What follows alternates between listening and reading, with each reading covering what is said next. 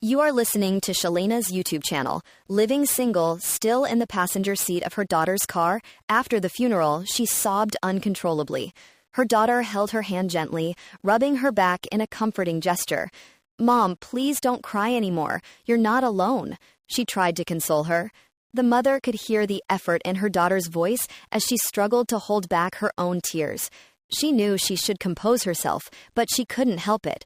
Only a short while ago, they had laid her husband to rest, the man with whom she had shared decades of her life, her entire world. All her memories, the most important moments of her life, were inextricably linked to him. Together, they had overcome one miscarriage and celebrated the birth of 3 healthy children. They had lovingly cared for his mother and painfully said goodbye to her own parents. They had delighted in their grandchildren and their first steps. He had been with her at the doctor's when a lump was discovered in her breast, and she had stood by him when his memory began to fail in the last years of his life.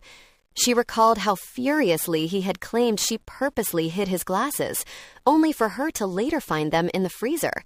She remembered searching for him throughout the apartment and the surrounding area, and finally receiving a call from the Meteorological Institute, informing her that her husband was stubbornly sitting at a desk in his former office, zealously stamping papers, even though he had been retired for 15 years. In his final days, he couldn't even sit up and merely lay lifelessly in bed beneath their wedding photograph, swearing with unbelievable vulgarity. At this memory, another fit of tears overcame her. Her daughter was distraught. "Mama, we'll get through this, you'll see. Please don't be sad." When she finally caught her breath, it burst out of her like a gunshot, perhaps against her own will. "But I'm not crying because I'm sad," she cried out, sobbing uncontrollably. Her daughter asked sympathetically, "And why on earth should you be ashamed? Everyone said the funeral was beautiful." The mother felt like a small child, and with her gaze fixed on the wet, snot-covered handkerchief, she blurted out in a stubborn tone, "Because I'm so incredibly relieved." And it was out. She felt her daughter stiffen with surprise beside her. It was the cruel truth. She really was immensely relieved. Life with her husband's illness had been unbearable. She constantly had to take care of him, check on him, and received nothing in return but the aggression and confusion of a man she no longer recognized.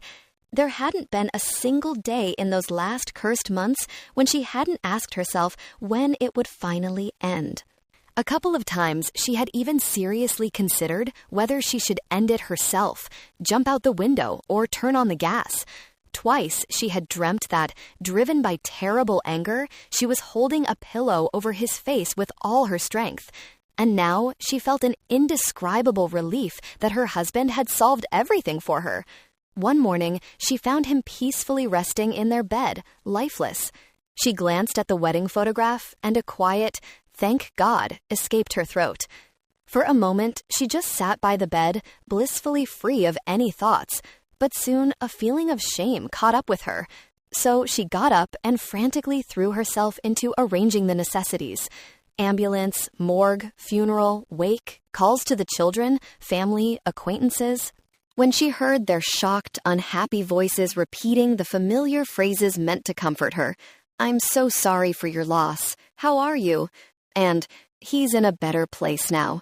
She tried to summon at least a flicker of sorrow, but to her growing horror, she realized there was none. She was genuinely, purely relieved. Finally, after long years, she was free of the burden. She even caught herself humming while doing the dishes. It was terrible.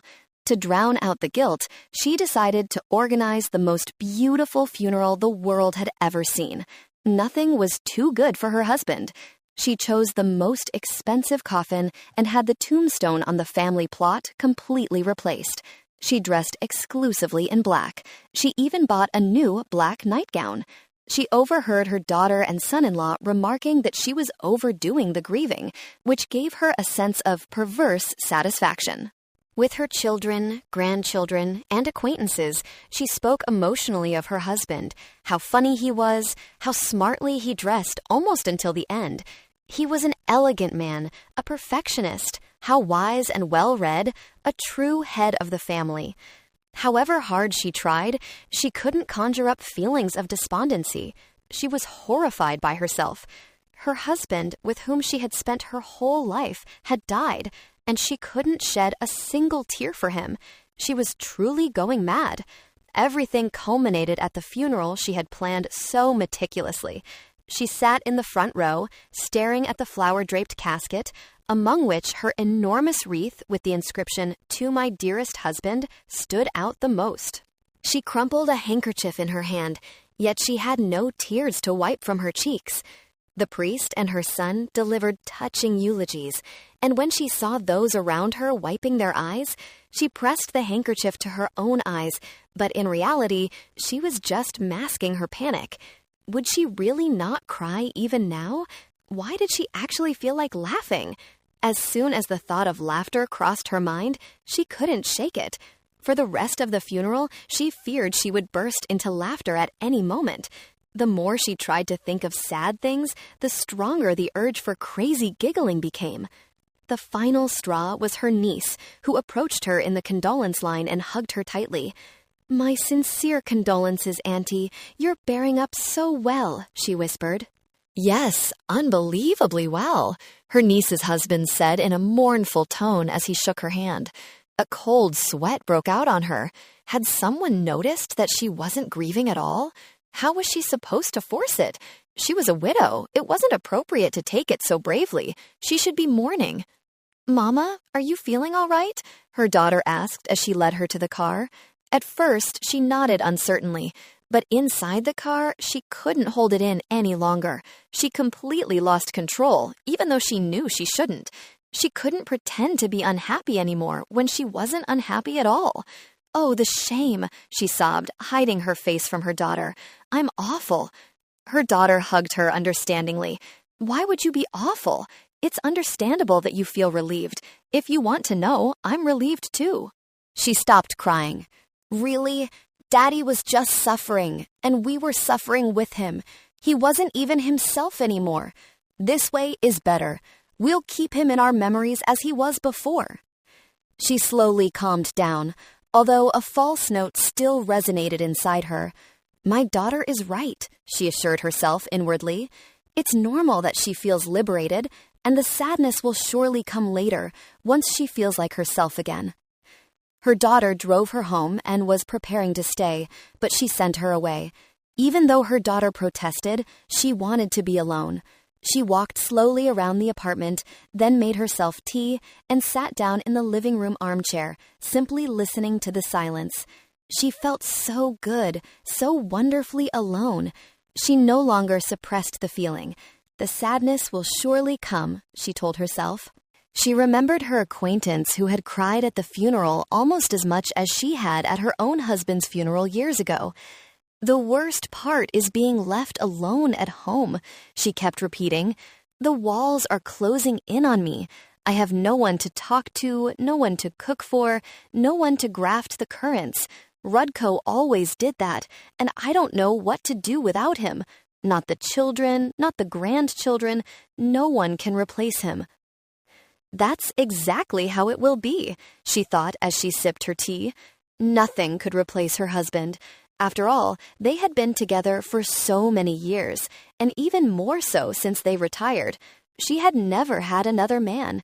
He took care of the family, the car, the apartment. They could talk things over. They had so much in common. Nothing could truly replace him. Now, she was completely on her own for everything. Despite these thoughts, however, she had to admit that she missed nothing and no one.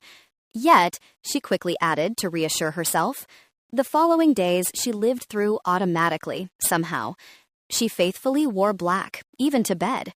She got up at 6:30 as always. She dressed in a suit, as was her habit. She made coffee and buttered bread and ate breakfast at the living room table. Then she went shopping, followed by cooking lunch, soup, main course, salad, and dessert. Afterwards, she took her obligatory walk to the cemetery, where she lit candles. Then she cooked dinner, soup, and a main course. She went for another walk, or perhaps met with friends. Later, she ate something, made tea, watched television, and turned it off at 9:30. She read for half an hour and fell asleep. This was how she had lived her entire life. She had once managed to squeeze in her job as deputy headmistress of a primary school between all this, but that seemed so long ago. This was her routine, and it felt natural. She and her husband had always prided themselves on their orderly, peaceful life. Routine is important, they had said, and they had raised their children to believe the same. They never argued, never shouted at each other. A truly wonderful marriage, as people in their circle often commented.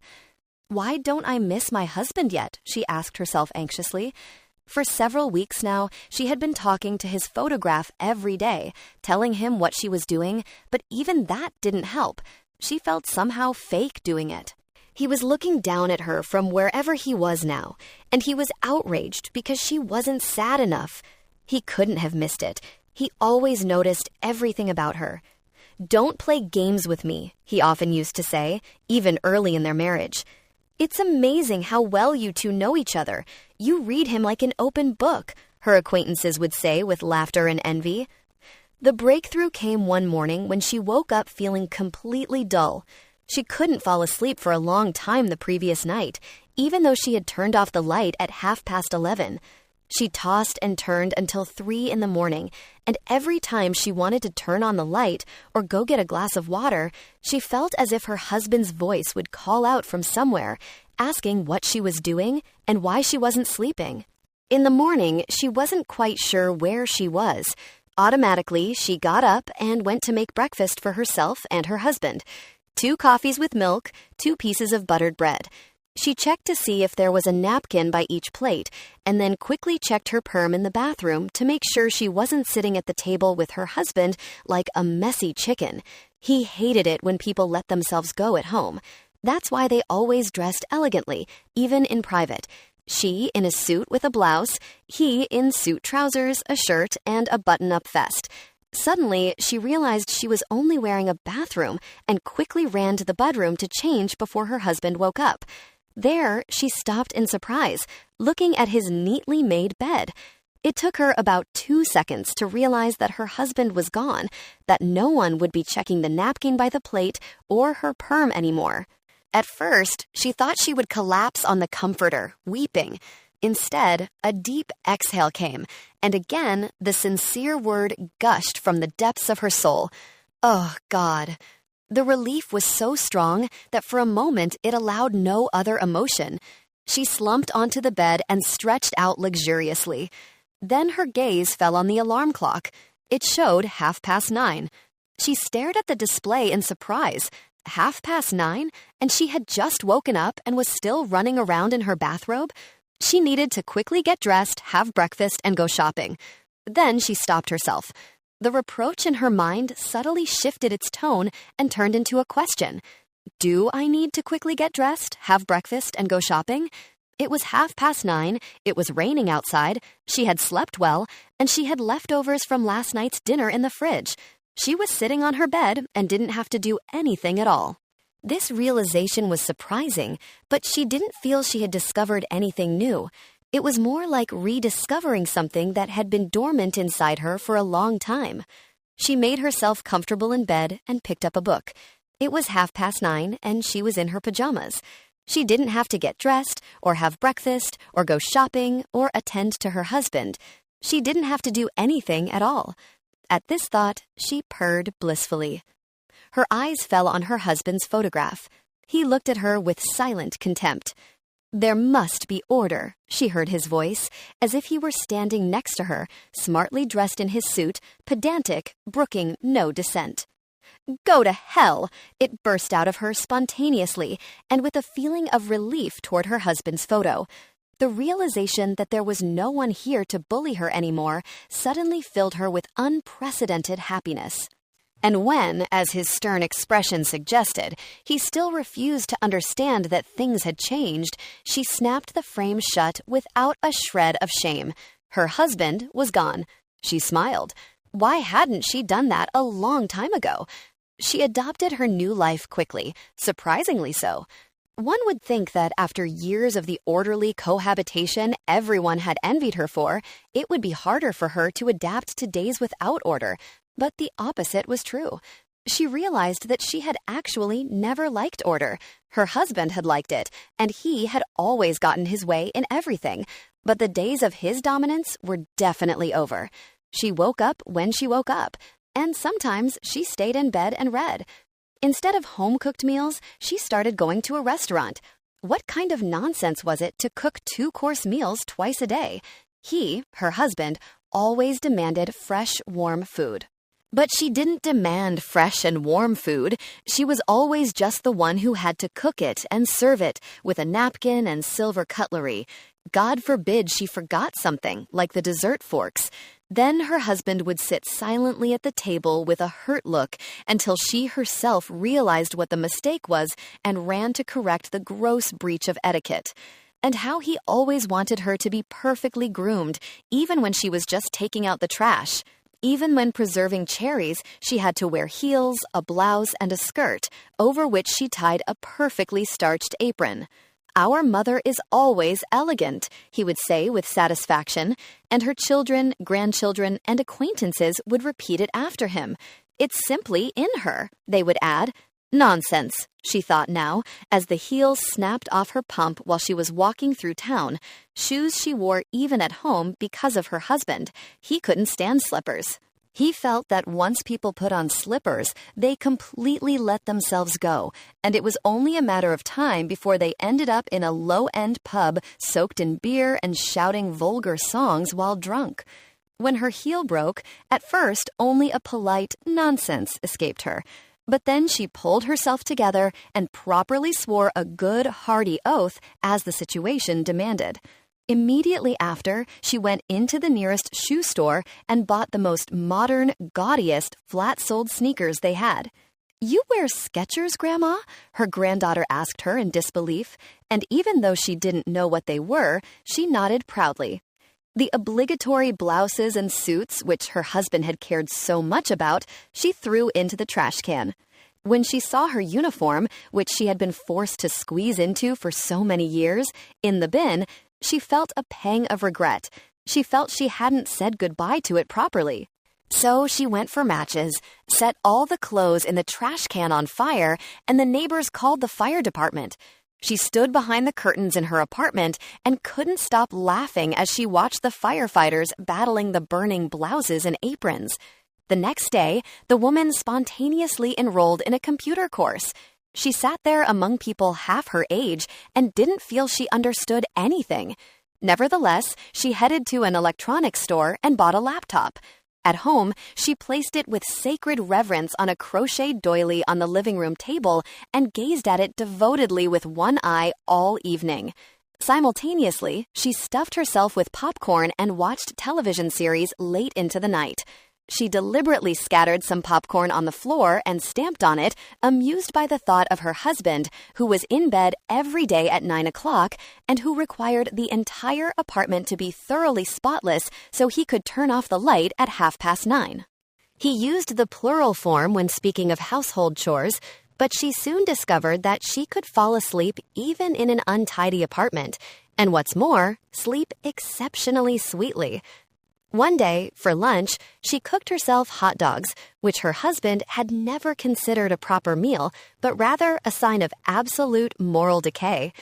As she ate them with mustard and horseradish, and even without cutlery, she pulled her husband's photograph closer so he could see how she was deteriorating without him, and she savored the sight. His reproachful expression, which could no longer make her do anything, delighted her so much that she didn't leave the photo shut. Instead, she provocatively carried it from room to room, committing transgressions against the disciplined routine her husband had established so many years ago. She reached the next level when her granddaughter explained how she could download movies and series onto her laptop. On rainy days, she then watched series not in the living room, but in bed, and even ate there. Occasionally, she couldn't help but toss a comment at her husband's stern face. Surprise, huh? It pleased her that he couldn't even look away because he was eternally trapped in the photograph. No, life with your illness was unbearable. Life with you was unbearable, she happily threw in his face. In front of her granddaughter, and indeed the entire family and acquaintances, she continued to pose as a widow who bore her cross admirably well, which, as she observed, pleased them.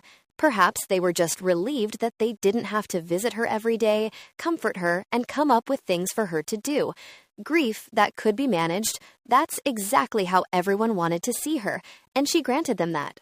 Why needlessly stir up old wounds and admit to her children and acquaintances that her husband was a despot, not only to her, but also to them? Deep down, she had known it her whole life, but she hadn't wanted to admit it even to herself. So why admit it to others now? It happened at the computer course. She met a very handsome young man there. He wasn't even 70 yet, and he actually asked her out on a date. At first, she was startled and refused, but she couldn't stop thinking about it. Someone had asked her out on a date for the first time in so many years. What should she do? That night, for the second time since her husband's death, she couldn't sleep. She walked aimlessly from room to room, and she no longer even enjoyed scattering crumbs everywhere. Her gaze was caught by her husband's photograph. What would he think if a strange man were sleeping in his place in the bed? She hesitantly raised the question at a meeting with her friends in a cafe. She masked it by saying she was outraged that someone her age had dared to make such an indecent proposal. "Imagine, a man asked me out on a date?" she announced right after her friends had complained about all the ailments plaguing them. A deep silence fell. "A scandal, and Wojtek isn't even cold yet," Vlasta spoke up. "You don't need that," Helga patted her hand and added, "to ruin the memory of an ideal marriage." "Exactly. Men are scum," chimed in Jolana, who had mourned Wojtek at the funeral perhaps even more than her own husband, except for Wojtek himself, of course. He was a saint. She remained silent. Maybe all men really are scum, she thought, but she didn't voice the question that had bothered her the most from the start. Namely, that she had finally freed herself from one despot and now might run into another, some fool who would demand warm dinners and ironed shirts, and whose only contribution to the household would be a miserable light bulb. It must be admitted, however, that she really did have a problem with that light bulb. It had been flickering in the hallway for about 3 weeks and threatened to blow the fuses.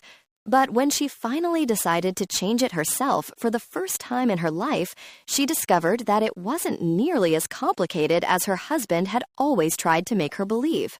The following day at the computer course, she successfully ignored the glances and attempts at conversation from the young, handsome man and hurried home. "What happened to you, Grandma?" Her granddaughter, who had come for lunch, asked her in the kitchen. "You seem nervous. Are you feeling all right?" I am, she replied quickly. "And how are you? What's new?" "Nothing much," the granddaughter answered. "And how is Martin?" she asked. Martin was her granddaughter's boyfriend.